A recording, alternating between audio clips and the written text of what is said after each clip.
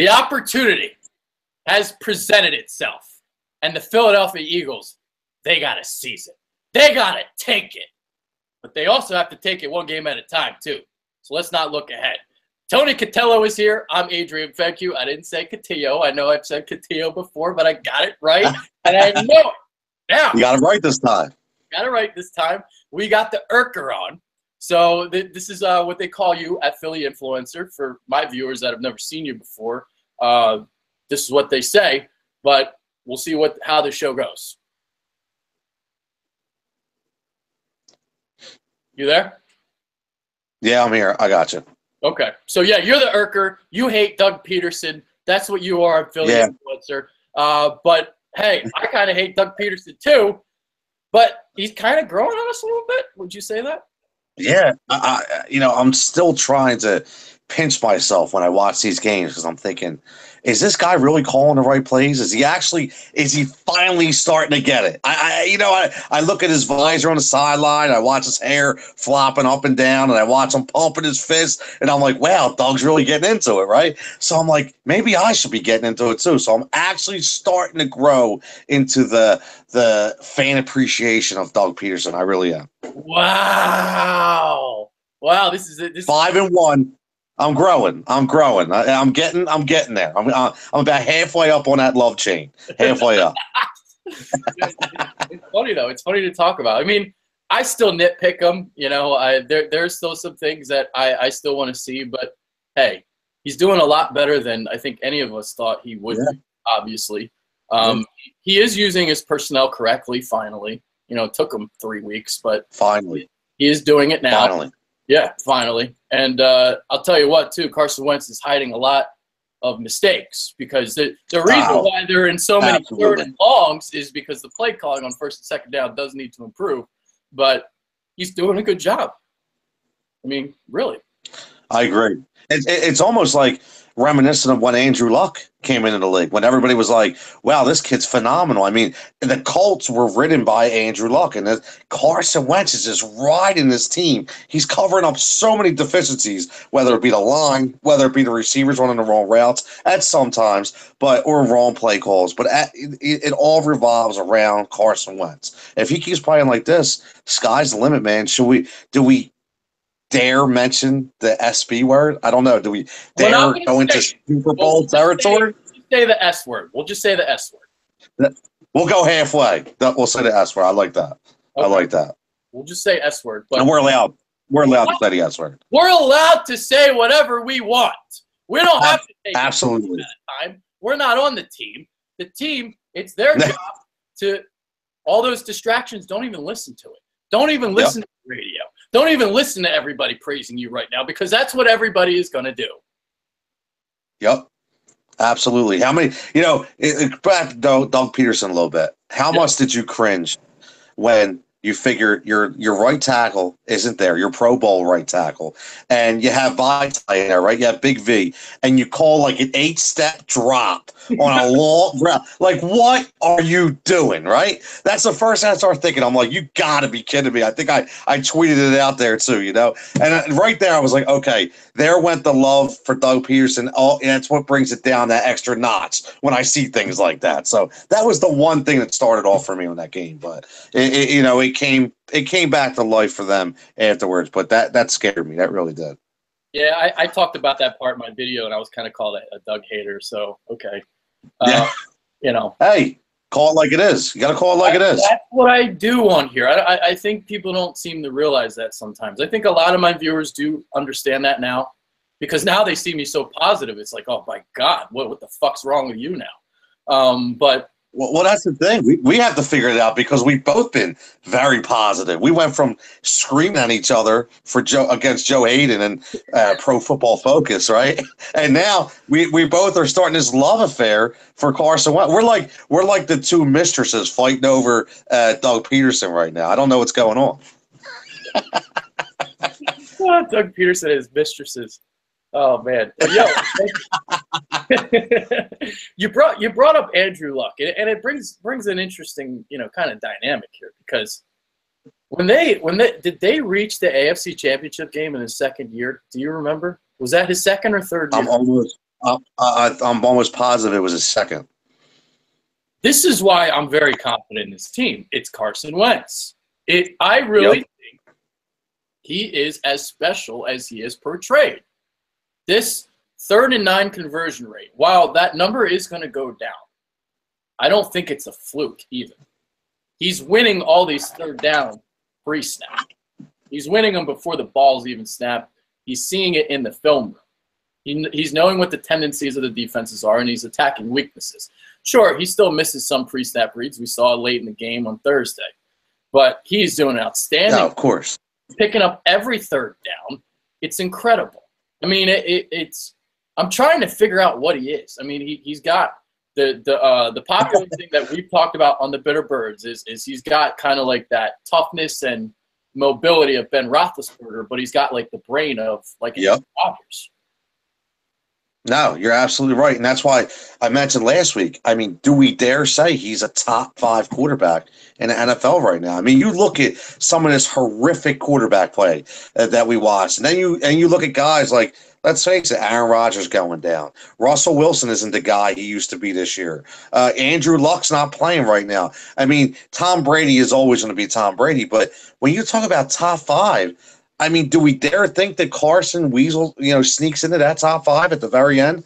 I have a hard time believing he doesn't right now, because if you look at the way he's playing like a top 5 quarterback. The initial instincts will say no, he's too young. But when you really think about it and really look at it, he is playing top 5. He's an MVP candidate right now. He is 13 touchdowns. He's tied for the league lead in touchdown. Actually, no, he's not. Deshaun Watson passed him. But he was tied. And he's got this interception ratio of 13-3. He leads the league in everything 3rd down. He's much better in the red zone. Tom Brady, Aaron Rodgers, maybe Matt Ryan. Who else? He's up there. I mean, if you want to talk about Cam, but here's the thing with the thing people talk about Cam. What's that? Yeah, well, he definitely is now. But you know what separates him from Cam is when you watch Cam in that game when he gave up. Cam gave up. I don't care what anybody says. Cam gave up. Winging the ball in the air. You could tell by his body language. He was a defeated man. You don't see stuff like that from Carson. He just plays to the very end. And that, I think, is what separates him from all the rest. I really do. Matt Ryan, I mean, I know you got to give it to him. He's been in the Super Bowl. He's been around, but I don't know, man. If I'm building a team right now. This season he is. What's that? This season. Yeah, that's what I'm saying. This season. Yes, this season, I think he's top 5. I really do. So that's your argument. This season only, he's top 5. Yes, I'm talking this season. If you go this season. He's number 3 right now. Yeah. He's behind Brady, number 2, right? Rodgers is done. Right. So now, yeah, exactly. Now he's number 2. How crazy. See, we're just in the world of craziness right now. We're thinking about second year Carson Wentz is the number 2 quarterback in the NFL. And I think they said he's the highest selling jersey in a quarterback in the NFL. I bought all of them. That's why. What's that? I like that. We giving away for Christmas presents? I do have 2. Christmas gifts? Giving away for Christmas gifts? I'm going to give them away. Better Birds package. There you go. Hey, send them all to Dallas fans. Yeah. I just say. You're still Dak riding. They think Dak's better. Yeah, well, and that's funny. I see a couple people out there that keep saying Dak stinks. Okay, listen, you can hate me, say I'm because he's a Cowboy. Should we talk about him? He doesn't stink. Okay, Carson's better. Yeah, but Dak doesn't stink. And they're going to be around a long time battling one another. And Carson's going to have his bad years, and Dak's going to have his better years. But at the end of the day, if you ask me Dak or Carson, I'm going with Carson every day of the week. I'm with you. I'm with you. I think Dak is better than people think. I agree with you. The reason why. Wow, we're agreeing again. Yeah, I know. What is going on here? I think Dak reminds me of Russell Wilson. Like, he's Russell Wilson in a way. I think his weaknesses are being shown this year because he doesn't handle pressure great all the time. And, with Zeke Elliott might be suspended, it's going to maybe showcase even more of his flaws. but by no means do I think he stinks. Using the word stinks is much for a guy that went I agree. what he did last year. If he stinks, then why wasn't Kellen Moore winning the games that Dak Prescott was? Yeah, good question. Good question. He doesn't stink. He just doesn't stink. I'm sorry. He's a very, very good quarterback. He's a good quarterback. And the funny thing is, when you think about right now, you think about the NFC East, and you have Kirk Cousins, you have Dak Prescott, Eli, and you have Carson.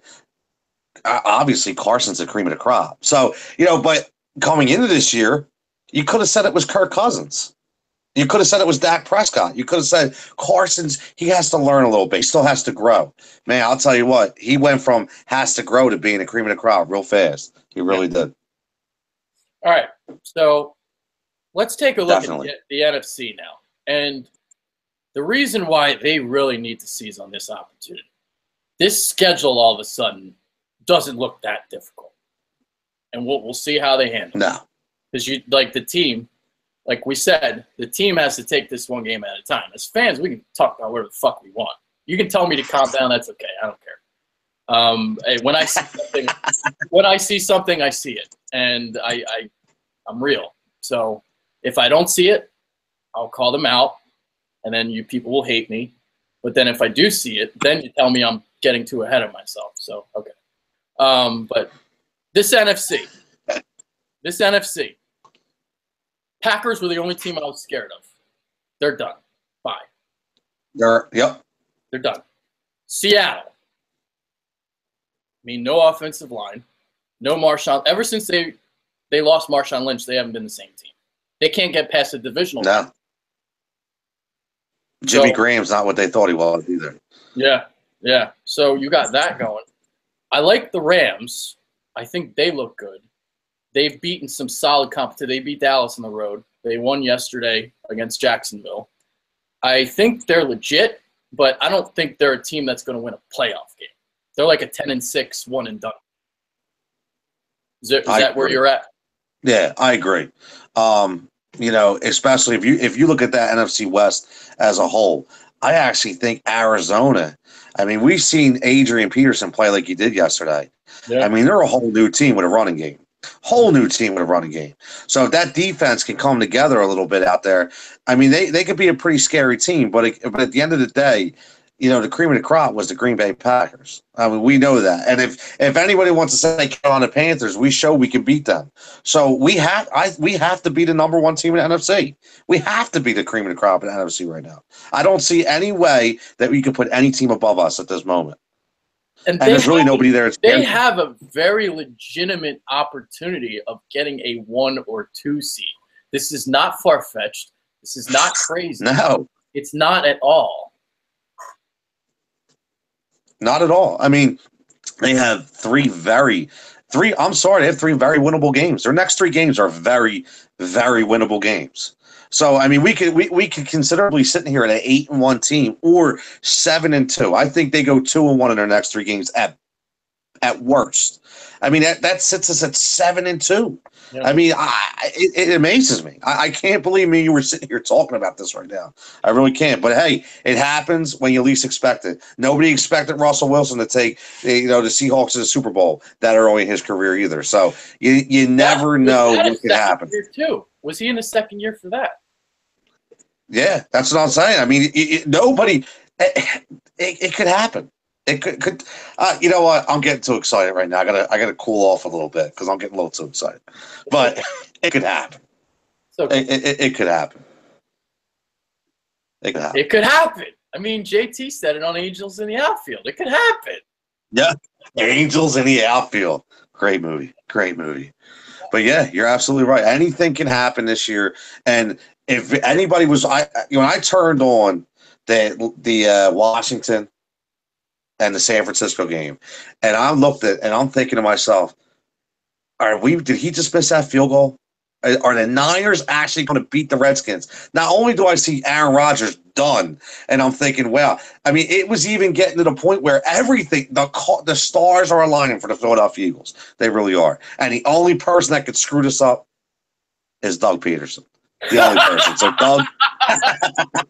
Doug, if you're out there, please, whoever you're listening to, I don't care if it's fans, I don't care if it's media, I don't care if it's your dad or your mom or grandpa, whatever you're doing, what you're doing, and don't change because it's working. It really is. Oh man, I mean, like most of these games are at home. How we've played what? 2 home games? Yeah, we're 2-0 at home. So we got 6 more home games.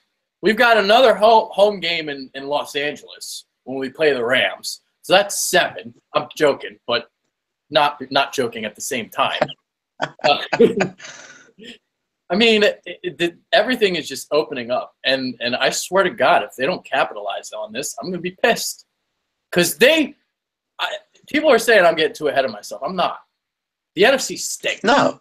The NFC It does, and this is what happens. I mean, we came into the season, we didn't have deep playoff aspirations. We had, okay, I was an 8-8 guy. Everybody knows that. Some guys were 7-9, some were 9-7, maybe win a playoff game. Yeah. But things happen, right? It's not far-fetched now that everything is falling into place to say, hey, this could actually be a Super Bowl team. It really could. And and now here's a funny thing in Philadelphia. So we'll get guys for hyping all this up and getting mad if we don't make it to the Super Bowl because they'll say, oh, well, they weren't supposed to make it that far anyway. I don't want to hear that shit because if you get into the point, if everything's open for you and that road is paved, you got to take it. And if you don't seize the opportunity, you have to be chastised for it because it's right. It doesn't happen all the time. When you get that chance, you got to take it in the NFL because that window is very short and it closes very fast.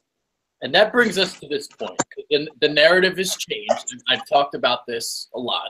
I mean, obviously, they're not underdogs anymore. They're favorites. And, it's a change in the thought process.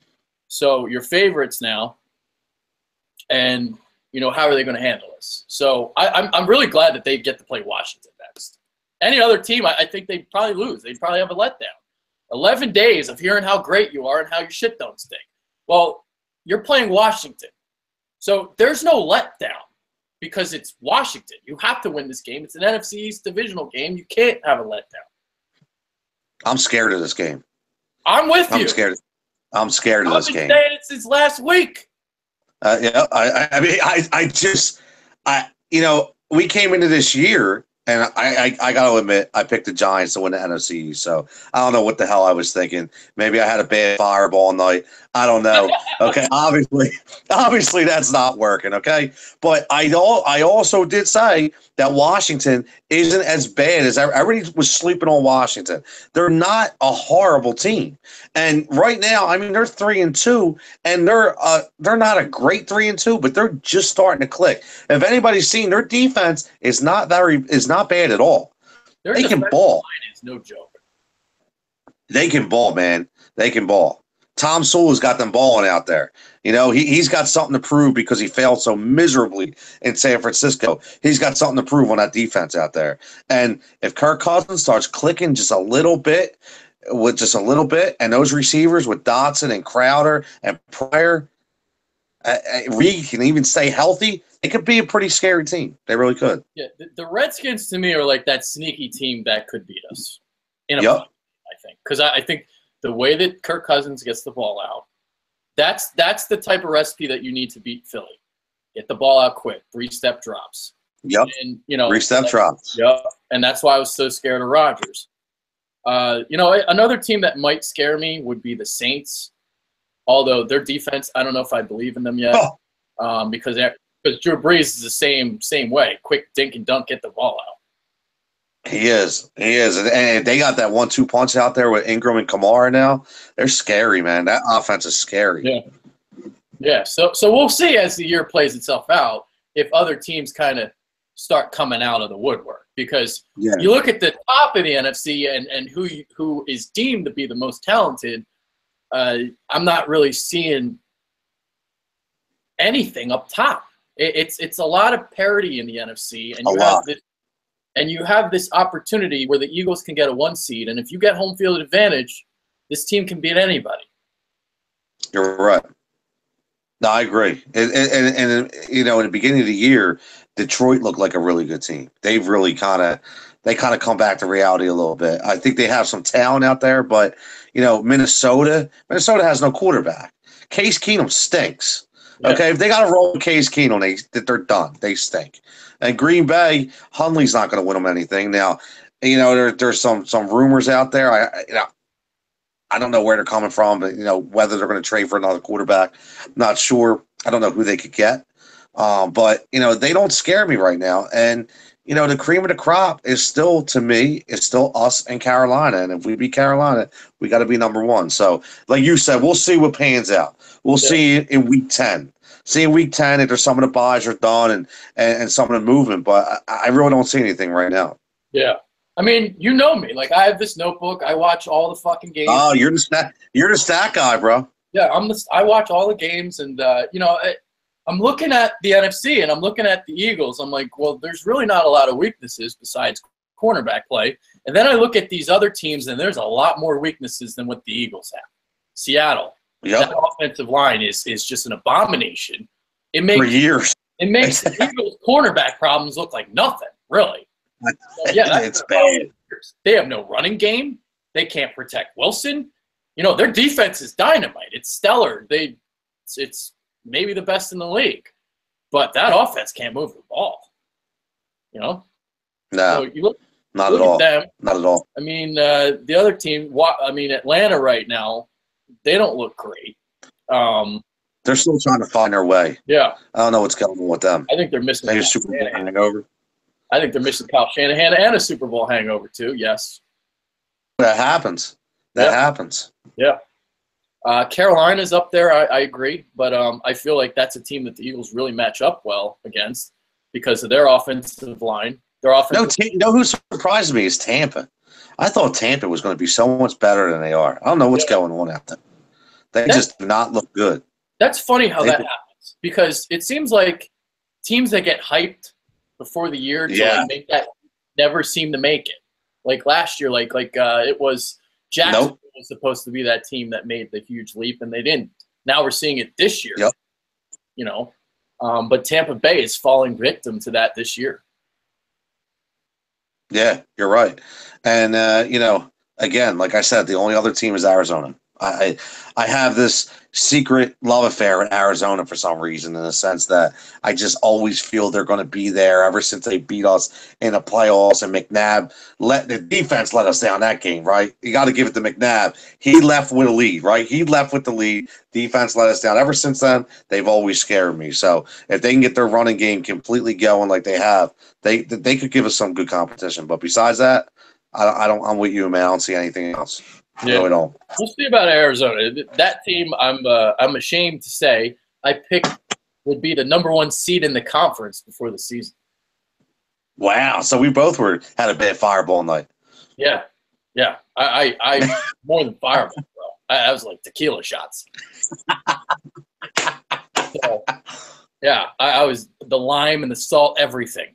So I had them going 12-4. You know, I really like the defense. I really like David Johnson, and I thought for some reason that the passing game would kind of return to what it would be 2 years ago, and it didn't. So they're struggling with the injuries with Johnson, but obviously they have AP now, so it'll be interesting to see. I really don't buy them now, but maybe that's me.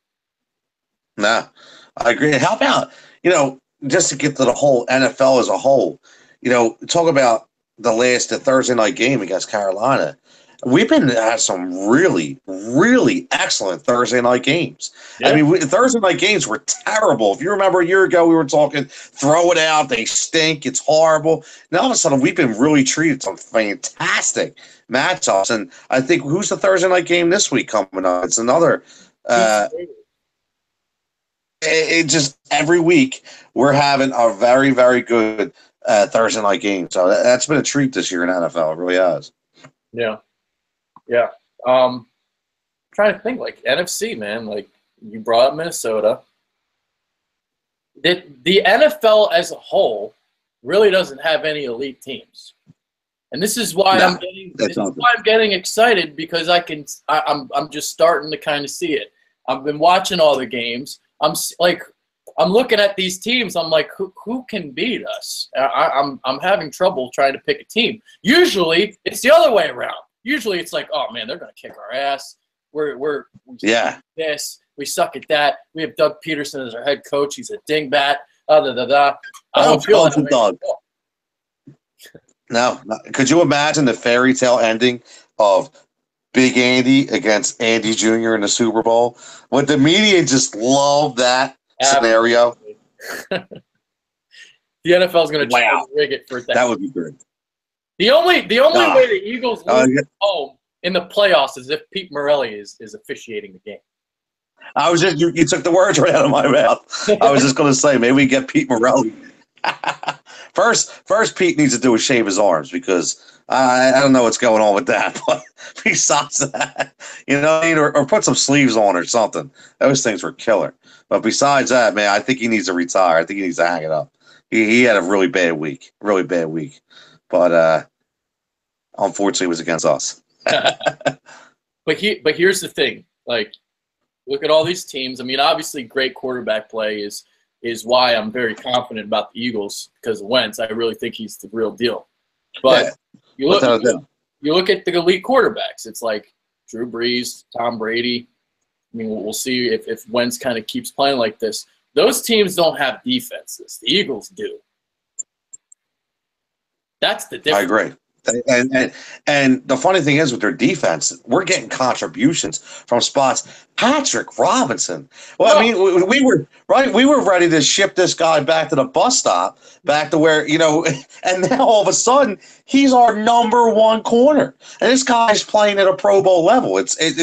It's beyond me. I don't know what's going on. Michael Kenders comes in and gets 17 tackles. This is a guy we want to trade it for a 5th-round pick or just get rid of him for a bag of donuts, right? And now all of a sudden he's getting 17 tackles. It is everything and anything is working on this team. Jason Peters, another guy. A lot of people we talked about that on PI Live, right? Jason Peters was a guy, and why would you sign him? Why? This guy's playing phenomenal. He hasn't given up one sack. Not one sack this year. So, I mean, I don't know how much we can talk about how everything falling into place because every single thing is going the right way. I'm pinching myself right now as we're talking because I can't believe we're sitting here like this. Is it scary that they're playing above expectations? Is there going to be a drop-off at some point? Well, I think there's always a drop off, but it's how they respond after that drop off, and I think that's where you out of control. Remember last year they started 3-1, then they lost like how many games in a row? This year it's got to be how they handle their adversity for that first time. We'll see how they handle it. And it's going to come. It's definitely going to come. We know it's going to come. And it's going to be like, okay, how does not only how do they handle it, how does Doug handle it? And I think that's when we really find out if the love affair with Doug is it's going to be a one-night stand or it's going to be a marriage. Okay, we're going to find out at that point if it's really for real, if he actually has turned the corner because he's still – like you said, he still does some things that don't make any sense. We know the deficiencies are there. Carson's covering them up from time to time. But at the end of the day, Carson's covered them up most of the time. What's that? Well, but yeah, he has. Listen, I'm telling you, if they win 12 games. I'm getting the biggest shirt ever made that says "I love Doug," and I'm walking everywhere with a visor and the shirt, and I'm going to proclaim my love for Doug every week on this show. How's that? Because I can't believe it. I can't. It's unbelievable. It's just it is. And it's like, what's even more unbelievable? The fact that us two are talking about this team being the S word. Contender. Like us two, because we keep it real. We might be a little bit more on the irky side, as you like to put it, but we're seeing something here. This means something that we're saying this. I think. No, it does, and somebody I forget who it was. You might have seen it. Somebody wrote today. Somebody in media wrote about the Jordan Matthews trade really turned this team around.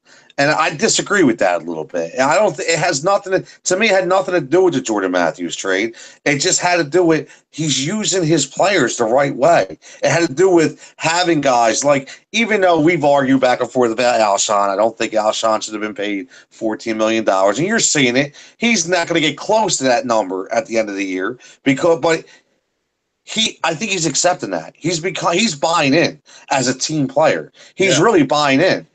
And the guy who's going to feed is Zach Ertz. Zach Ertz has been the most consistent player on this team. I don't think he's talked enough about. And if you think about it, in the NFC, he's the best tight end in the NFC. He's a top 3 tight end in football right now. No doubt about it. He really is. I'm an idiot. I didn't even say he was top 10 for the year. Yeah, I had him on my fantasy team last year, so I definitely put him top 10. But besides that this year he's like a number 1 tight end. I think I had him at like number 11 or number 12, something like that. He still struggles with his blocking, but obviously he's making up for it with his receiving threat. So he's made what I think he's grown. He's actually finally found the soft spot in the coverage. He finds that spot that's wide open every time. And as a tight end, that's where guys like Jimmy Graham, that's where guys like Gronk, Greg Olsen, that's where these guys learn to live and make a living. And Zach's doing the same thing. Really is. Yeah. And Nelson Aguilar. My God. Nelson. Unbelievable. What's funny about Nelson is I think we both talked about it that, at the end of the day, everybody always knew Nelson Aguilar. He's a first-round pick. You're a first-round pick for a reason. I don't care what anybody says. You're a first-round pick for a reason. And it's not about ability. It's mental. It's always mental. So if we've seen it with guys like Matt Leinart. We've seen it with guys all the time that come into this league and they're heralded as these big players and they can't get over, whether it be the outside interference or the on-the-field distractions. And we knew he had the talent. And he looks like a revived player. He's so fast. He got that ball. There was nobody catching him when he caught that ball in the middle of the field. Nobody. And he was like shot out of a cannon. Yeah. And that's what's, it comes back to Doug again. It's almost like he's colluding these plays and he's fixing them so perfectly, putting these guys in the right spot.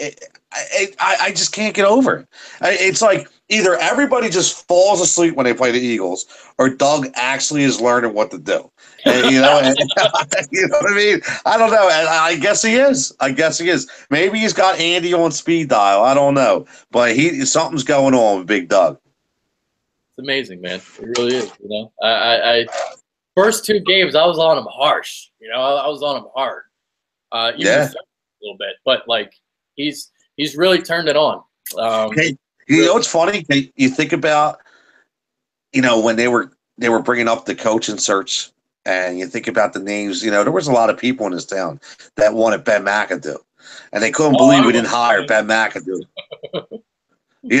I didn't want McAdoo, but I didn't want Doug either. But I'll just say, let's look now. And remember, we asked this on PI, right? We said, look at the NFC East, and what coach would you pick out of Garrett, out of Jay Gruden, the bad Gruden, out of Doug, or out of McAdoo? It hands down, it's got to be Doug. But who the hell would have thought it would have ever been Doug?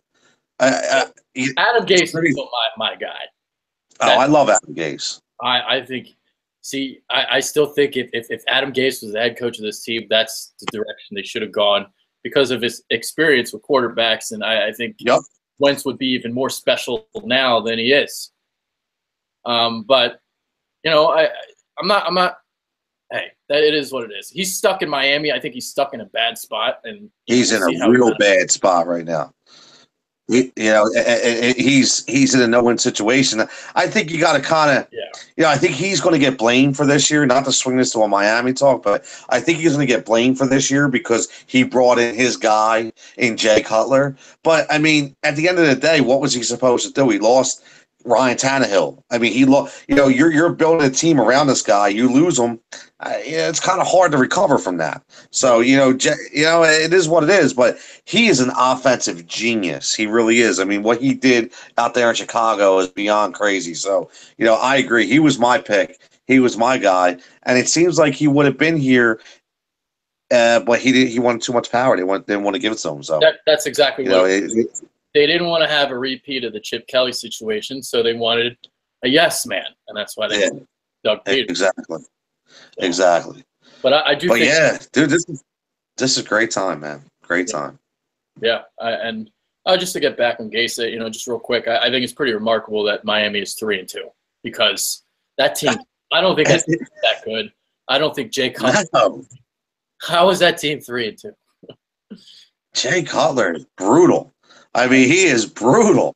He should have just stayed on the beach with Kristen Cavallari and showed his bare ass in the pictures on Instagram, whatever the hell he was doing out there, right? He comes in. He didn't want to play. He just did with his first press conference. He's like, yeah, I guess I'm here. Like, he didn't even want to be here. So, it's amazing that they are 3-2. The running game hasn't got started. Their defense. I mean, I think Byron Maxwell finally got benched, right? So he got benched, but Kiko Alonso's out there. I mean, I look at that team. I'm like, wow. And then it's just that division.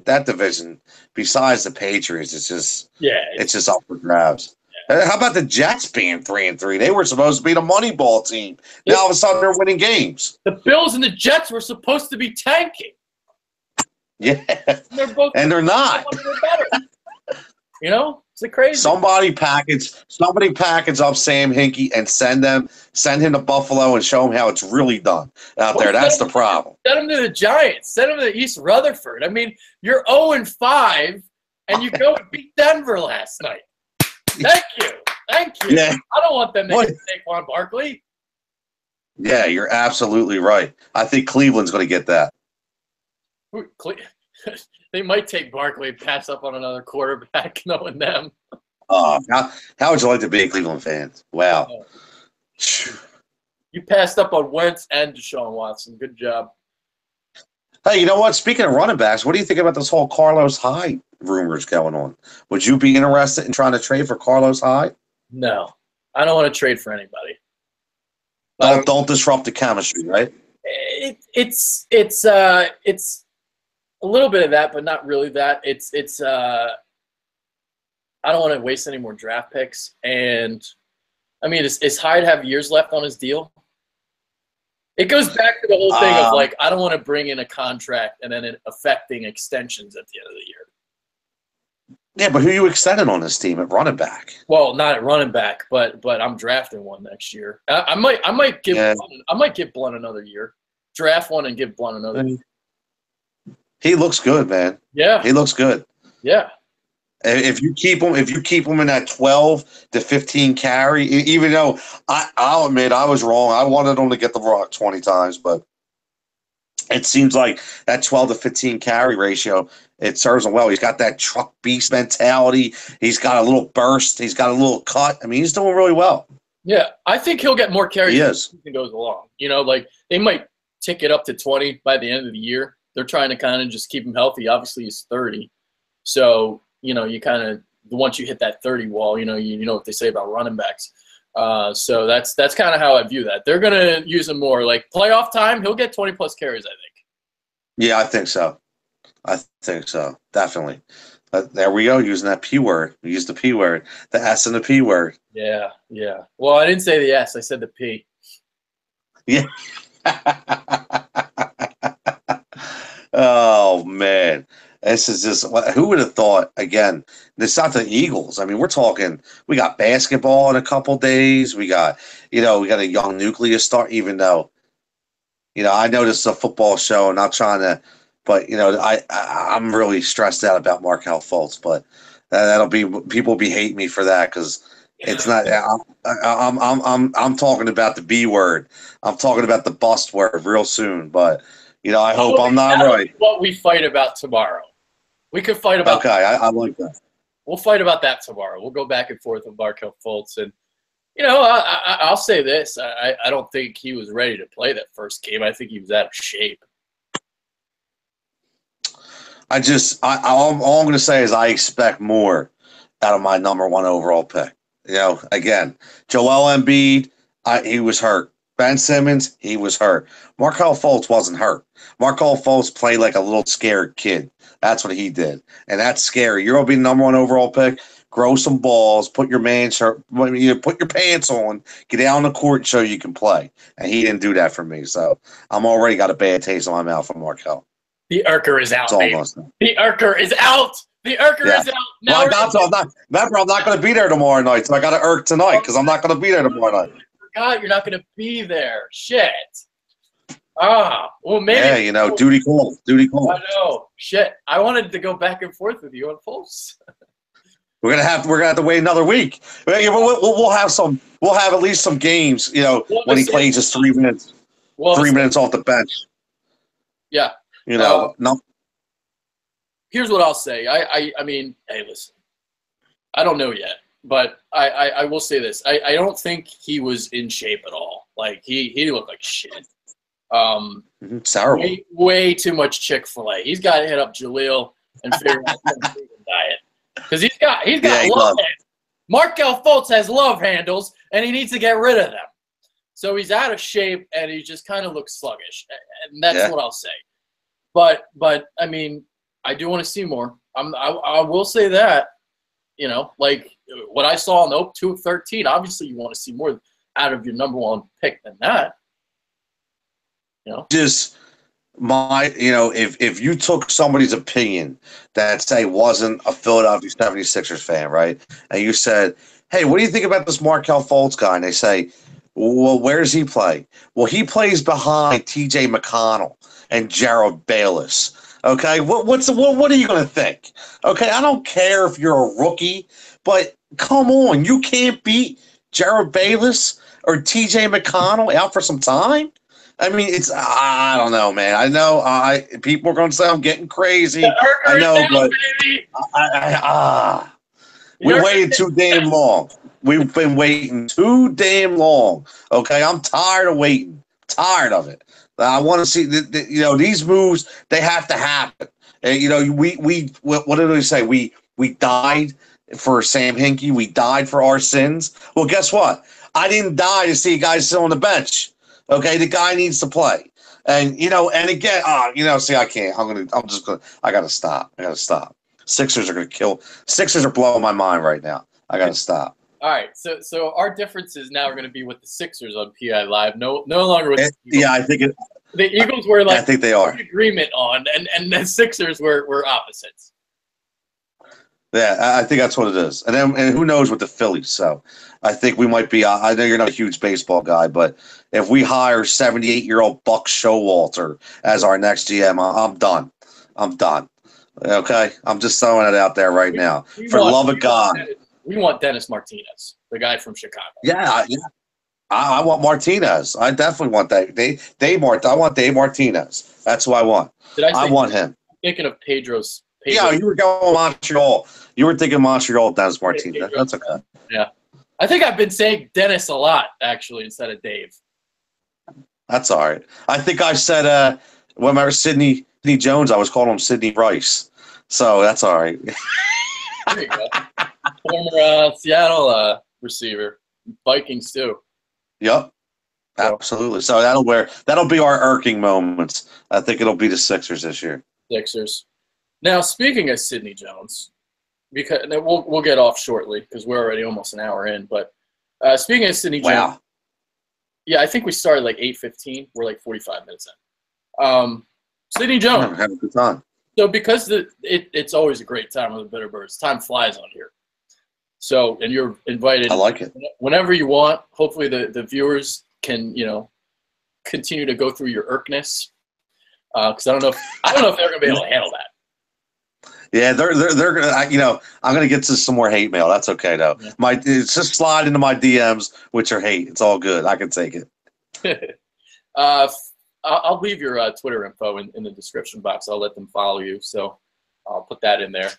But yeah, Sidney Jones. So because the narrative has changed, and the Eagles might be playoff contenders. Okay, we'll say that. Would you even think about bringing them back now? Would you consider it? Why not? I really think and I think this is where we disagree. And maybe my argument doesn't look as polished as it once did because Dalvin Cook's injured now. And people that your audience that doesn't know me, I said if I could go back and I could say, could I took Dalvin Cook instead of Sidney Jones and took a corner in the first round instead of Derek Barnett, I would have done it. I would have done it every day of the week because I'm still not sold that Sidney Jones is going to be the player that we think he is. But, at the end of the day, Dalvin Cook's injured right now. Derek Barnett, listen, he's hit a rookie wall a little bit. He's getting in the backfield every now and then, but this all comes to Sidney Jones. So if you have a chance, I think you play him. Why not? I mean, if you were so high on the hog to draft this guy and you say he's a first-round talent and he can play, I mean, he can play. Yeah. Put Jalen Mills back and let him play over Jalen Mills if he can beat him out and see what happens. The way I would approach it is I still don't even know what I'm going to say as I'm speaking. But the way I would kind of approach it is I would kind of see how the cornerbacks do. And if they really do start to struggle and there's a couple games in a row where they kind of get lit up, then I'm like, all right, Sidney, let's start practicing. Let's start playing. And because my stance has changed a little bit because now the Eagles are looking like a legitimate team. If before the season, I said sit him for the year. Sit him for the year, not even right. Now it's a little bit different because the weakness on your team is the position that Sidney Jones plays. And to me, it's really the only weakness on the team. Besides maybe the only other weakness I see sometimes is pass protection. I know the offensive line gets a lot of praise, but sometimes the pass protection will falter. Sometimes Carson Wentz holds on the ball too long too. But that's kind of how I see the Sidney Jones situation now. I didn't think I would do a full 180 here, but I'm keeping a close eye on how the secondary fares. And if I see real bad cornerback play, I'm going to start trying to maybe wheedle him in a little bit. And maybe by the time the playoffs roll around, if he really is looking like that shutdown guy, he and Darby are your corners. Yeah. Can you imagine? And see, you start to think of this. Imagine he comes back. He's healthy, and he's the real deal. And he's he's that missing piece. Darby gets, he gets healthy. Sidney Jones. Now you're looking at who goes to the slot. I guess maybe I would keep Patrick Robinson in the slot.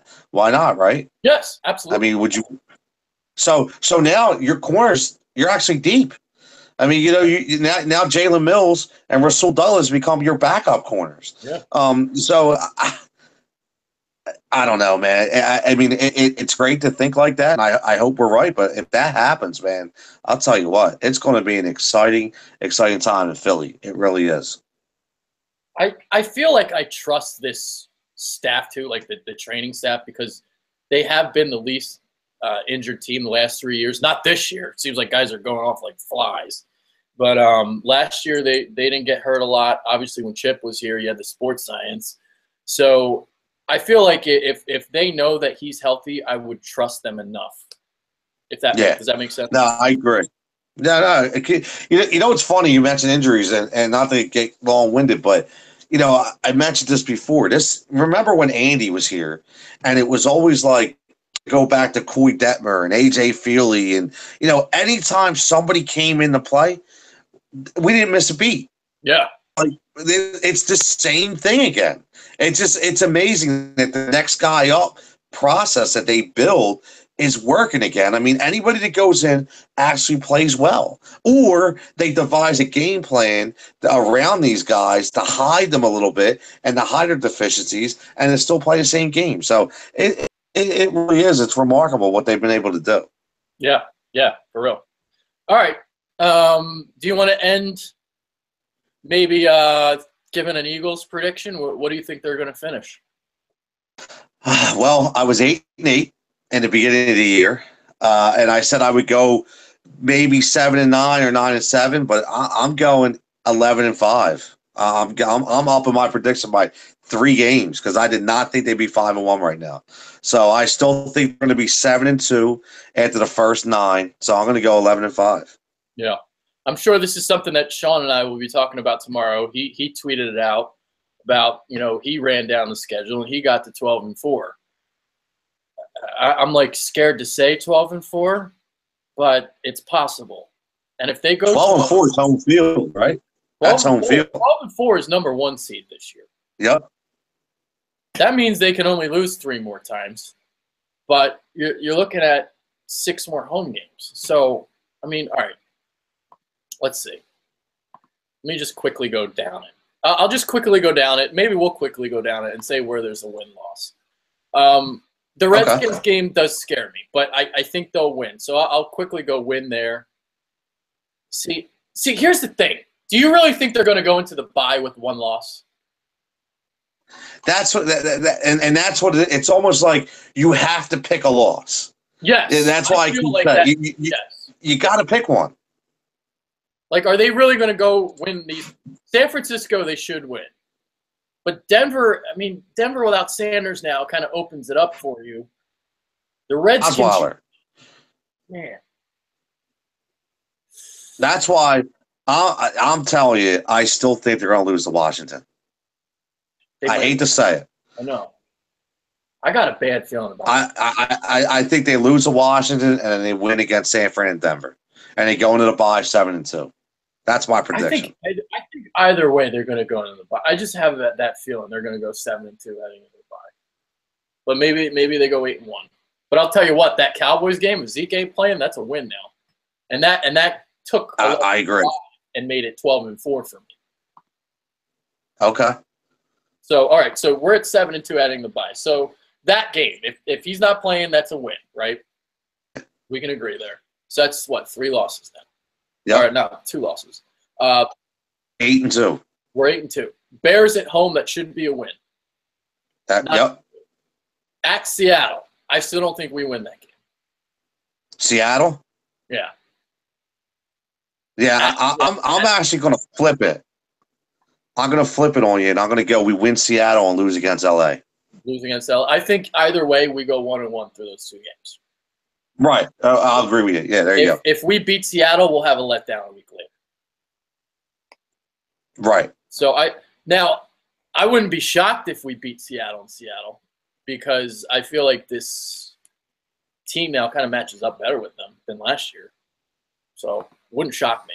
But there you go. So that's 3 losses. Where are we at now? 10-3? Is that where we're at? 11-3. 11-3? Right. Well, 10-3. Giants, Raiders, Cowboys, Colts. Right. 10-3. Dude, they might go 13-3. That's not happening. At Giants, Raiders at home, Cowboys, Week 17. If Zeke is gone, they're not going to care by that point. Raiders. Christmas game against Oakland, that changed. The way they're playing right now, that Oakland team's not the team we thought at the beginning of the year. Maybe they start playing better, but that Giants game that's probably where we probably lose that game. I don't know. Because we're sitting here thinking we're better than all these teams. We're playing the fine games. We're going to lose it. Don't you see how crazy this is? Exactly. It's unbelievable. This is insanity because you can look at from October 23rd to December 31st, there's not one team we should lose to. Not one. And it's almost like, okay, we have to pick a couple. You have to. Oh, my God. If we go down the way we just did, we're 12-4. We are. And 13-3 isn't crazy at all, and a real possibility. No. So, my 11-5 is looking like crap right now. But I'm still going to stick with it because you never know what can happen. But I'd love to say I was wrong at 11-5 and we're 12-4 that way. The fact that we're struggling to pick losses, this says something. I think. Yeah, it's scary. Usually I go down the schedule. I'm like, okay, L. Not right now. Exactly. Or even if you don't go down L, you go down. I'm really scared about this game. This game. I'm really not even doing that right now. We're just picking either a letdown or we're picking what ifs. This is getting scary. We're in some really scary waters right now. Yeah. 12-4. It's not crazy.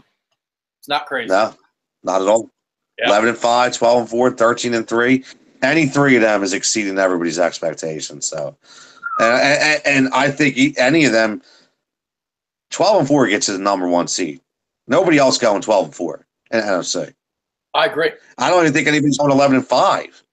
I don't see many 11-5 teams in the NFC. So we'll see what happens. Which team scares you? Before we head out again, I keep keeping you on, but which team does any team scare you? Well, obviously one team will, but who is in the whole NFC? Yeah, like say come December in January in a playoff game, who would you not want to play at home if you're the Eagles?